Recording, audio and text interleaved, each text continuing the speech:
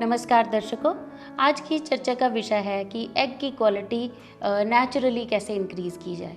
बहुत सारे पेशेंट्स जो हैं उनके दिमाग में एग और फॉलिकल को लेकर बहुत सारे सवाल होते हैं।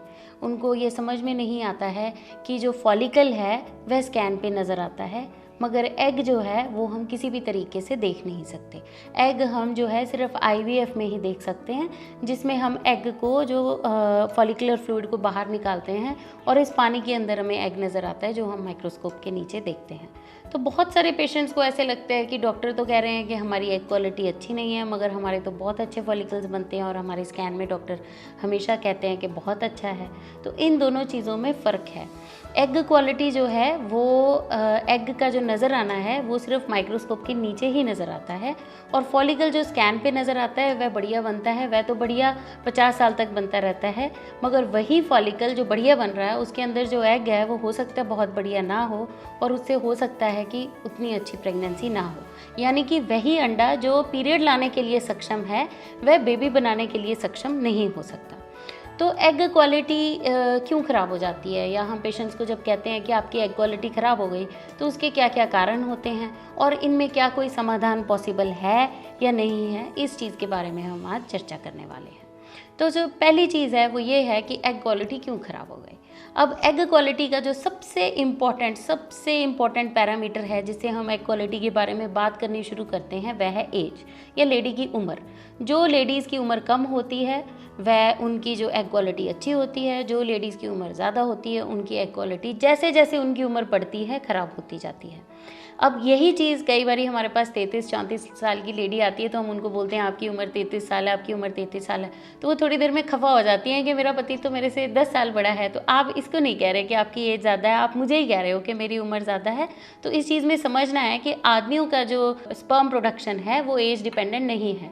कोई भी आदमी जो है वो 70-80 साल तक भी फर्टाइल रह सकता है, मगर लेडी को भगवान ने बहुत लिमिटेड टाइम दिया है बच्चे पैदा करने के लिए, इसलिए इस उम्र को संभालना बहुत ज़रूरी है। इसीलिए ही हम स्कूल्स कॉलेजेस में और यंग बच्चों को काफ़ी एजुकेशन देते हैं इस चीज़ के बारे में कि अपनी जो आप प्रेगनेंसी है वह टाइम से प्लान कर ले, और 30 साल पहले एक बच्चा ज़रूर हो जाना चाहिए। तो जो एज है वो तो कोई बदल नहीं सकता है, मगर ये है कि बच्चे की जो प्लानिंग है वो एज के हिसाब से की जा सकती है यंगर एज ग्रुप में। सबसे पहले जो हमने डिस्कशन की वो ये कि एज जो है उसका बहुत बड़ा रोल होता है एग क्वालिटी में, और कोई पेशेंट जिसकी एज बढ़ गई है और एज बढ़ने के कारण उसकी एग क्वालिटी ख़राब हो गई है, उसके लिए कोई बहुत ज़्यादा दवाएं या टेस्ट नहीं बने हैं जिससे हम इनको ठीक कर सकें। दूसरे नंबर पे जो आता है वो आता है कि हार्मोनल इम्बैलेंस या पीसीओडी के कारण कई लोगों की एग क्वालिटी ख़राब हो जाती है। अब पीसीओडी जो है वो बहुत कॉमन कंडीशन है, बहुत सारे लोगों को पीसीओडी की प्रॉब्लम रहती है, हर तीसरी औरत को पीसीओडी की प्रॉब्लम है। जो ज़्यादा एज के पेशेंट्स हैं जिनमें डायबिटीज़ होने लगी है, ऐसे ही यंग लोगों में पीसीओडी की प्रॉब्लम बहुत ज़्यादा बढ़कर आने लगी है, नज़र आने लगी। तो पीसीओडी में क्या होता है कि ज़्यादातर 80 से 90% पेशेंट जो है वो प्रेग्नेंट हो जाते हैं, सिर्फ उनका अंडा बनाना होता है और उनको हम दिन बताते हैं ट्राई करने के लिए, या फिर किसी भी और छोटी मोटी ट्रीटमेंट से वह प्रेग्नेंट हो जाते हैं। 70 से 80 से 90% पेशेंट जो पीसीओडी के हैं वह नेचुरल तरीक़ों से प्रेग्नेंट हो जाते हैं। उसमें से कुछ 10-15-20% पेशेंट्स ऐसे होते हैं जिनके जो उनको हम सलाह देते हैं कि आप आईवीएफ करा लीजिए, और कुछ पेशेंट्स आईवीएफ के बावजूद भी प्रेग्नेंट नहीं होते। उन पेशेंट्स में हार्मोनल इम्बैलेंस के कारण अंडे की क्वालिटी अफेक्ट हुई होती है, या लाइफस्टाइल मॉडिफिकेशन या अपनी जो रोज़मर्रा की ज़िंदगी है इसमें तब्दीली लाने से कुछ हद तक ठीक हो सकती है, पर कुछ पेशेंट्स की इन चीज़ों से भी ठीक नहीं होती। पीसीओडी के पेशेंट्स अगर हमसे पूछें कि हाँ हम अपनी अंडे की क्वालिटी बढ़ाना चाहते हैं तो हम उसके लिए क्या करें, तो हमारी उनके लिए सलाह रहती है कि आप जो है अच्छी लाइफस्टाइल चेंजेस करिए, आप जो है वॉक करिए, रेगुलर एक्सरसाइजेस करिए, कार्बोहाइड्रेट या मीठे की इंटेक कम कीजिए, घी या ऑयल की इंटेक कम कीजिए, और अपना जो खान पान में जो फ्रूट्स, फ्रेश फ्रूट्स और ग्रीन लीफी वेजिटेबल्स बढ़ाइए। इससे आपकी अंडे की क्वालिटी में कुछ तब्दीली आ सकती है। उसके बाद जो आती हैं वो आती हैं कि केमिकल एक्सपोजर, जो आजकल हम देख रहे हैं कि बहुत ज़्यादा केमिकल इंटेक, जो हम जंक फूड खाते हैं उसमें प्रेजर्वेटिव्स और केमिकल्स होते हैं, जो हम टिंड जो कैंड घर में लेके आते हैं, फ्रोज़न फूड उसमें भी प्रेजर्वेटिव्स रहते हैं। इन सब चीज़ों से, या जो कॉस्मेटिक्स के केमिकल इंटेक है, या जो डाइट में कोक और ये जंक फूड है, इनके इंटेक से भी एग क्वालिटी पे असर होता है। ज़्यादातर जो प्रेजर्वेटिव्स होते हैं इनमें केमिकल्स होते हैं जो जाकर हमारे जो अंडे की क्वालिटी के ऊपर सीधा सीधा असर करते हैं। अब इन जो चीज़ों का सेवन है वह कम करने से भी एग क्वालिटी इम्प्रूव हो सकती है। जो ज़्यादातर पेशेंट्स यंग एज में ऐसी प्रॉब्लम लेकर आते हैं, उनके लिए हमारी ये सलाहें रहती हैं कि आप अपना केमिकल एक्सपोजर और केमिकल इंटेक कम करिए। उसके बाद आता है लास्ट में जो स्मोकिंग है। अब स्मोकिंग जो है वो बहुत कॉमन हो गई है फीमेल्स में भी, तो हम जो है उसमें उनको एडवाइस देते हैं कि खुद तो आप स्मोक कर ही नहीं सकते, उसका अंडे के लिए बहुत घातक है। अंडे के लिए ही नहीं, ट्यूबों के लिए भी स्मोकिंग के अंदर जो निकोटीन रहती है वो बहुत घातक है।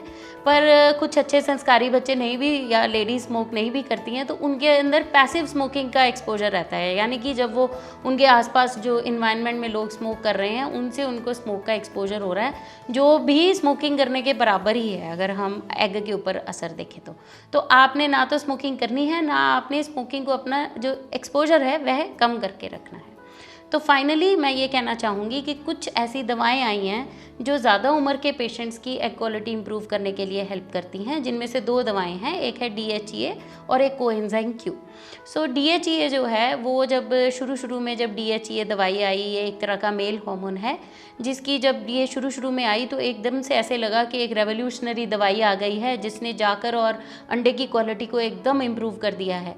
मगर धीरे धीरे जब साइंस और आगे बढ़ी, रिसर्च और आगे बढ़ी, तो पता लगा कि ऐसा नहीं है कि ये दवाई एकदम जादुई दवाई है। कुछ पेशेंट्स में इसका असर होता है, कुछ पेशेंट्स में इसका असर बिल्कुल नहीं होता। तो जो DHEA नाम की जो दवाई है वह अपने डॉक्टर की सलाह से ही लें।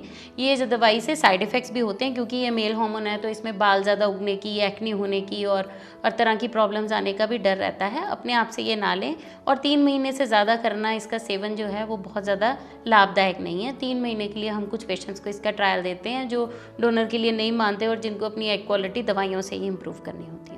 उसके अलावा एक और दवाई आई है जिसको कोएंजाइम Q कहते हैं, कोक्यू, जो भी ओवर द काउंटर अवेलेबल है बाहर की कंट्रीज़ में, और इंडिया में भी ये बहुत आसानी से उपलब्ध है। ये एक तरह का एंटीऑक्सीडेंट है और ये एक तरह का कह लीजिए कि माइटोकॉन्ड्रिया को एनर्जी देने का एक तरह का प्रोडक्ट है, जो जाकर माइटोकॉन्ड्रिया को बहुत तेज़ी से काम करने के लिए बढ़ाता है। एंटी एजिंग तरह की जो चीज़ है, बहुत कॉमनली लोग इसका सेवन कर रहे हैं। पर इससे भी ऐसे नहीं कह सकते कि बहुत ज़मीन आसमान का फ़र्क पड़ने वाला है। ये जो है एम्पिरिकल दवाइयाँ हैं। एम्पिरिकल का मतलब होता है कि हाँ, दवाई देके देखा जाएगा कि असर हो रहा है या नहीं हो रहा है, पर दवाई देने से कोई बहुत ज़मीन आसमान का फ़र्क नहीं होगा। ऐसी जो दवाइयाँ हैं वो एक तो डॉक्टर की सलाह से ही लेनी चाहिए, और इनके बारे में पहले से ही, कई बार क्या होता है कि पेशेंट्स ये दवाइयाँ ले तो लेते हैं, पर जब उसका असर नहीं आता तो थोड़ा दिल तोड़ लेते हैं कि दवाई का कोई फ़ायदा नहीं हुआ और उस पर इतने पैसे खर्च हो गए। तो एंटीऑक्सीडेंट्स और DHEA जो दवाइयाँ हैं ये इसी तरह से लें कि ये सोच के कि ये एम्पिरिकल दवाइयाँ, हो सकता है इनका असर हो सकता है इनका असर ना हो, और बहुत ज़्यादा लंबे समय तक हमें इनको लेकर कोई ख़ास फ़ायदा नहीं होने वाला। सो फाइनली मैं यही कहना चाहूँगी कि एग क्वालिटी एज के ऊपर डिपेंडेंट है, और एज का ध्यान रखना बहुत बहुत इंपॉर्टेंट है कि यंगर पेशेंट में अगर प्रेगनेंसी होती है, जैसे कुछ पेशेंट्स को सलाह मिल जाती है कि आपने IVF करवाना है, तो वह पेशेंट 8-10 साल ऐसे ही निकाल देते हैं सोचते सोचते, और जब तक वो IVF करवाने के लिए वाकई डॉक्टर के पास आते हैं उनकी काफ़ी एज हो गई होती है। तो ये जो चीज़ें हैं ठीक नहीं है। IVF अगर सलाह मिल गई है IVF करने की, तो जितनी जल्दी कर लेंगे उतना ही IVF से सक्सेस रेट, IVF प्रोसीजर से प्रेगनेंसी नहीं हो रही, बेसिकली पेशेंट के ऊपर काम हो रहा है, उसी के अंडे निकाले जा रहे हैं, बेबी बना के उसी के अंदर वापस रखे जा रहे हैं। तो ट्रीटमेंट की जो टेक्निक है वो तो सिर्फ कर रही है, पर जो रॉ मटेरियल है वो पेशेंट से ही आ रहा है।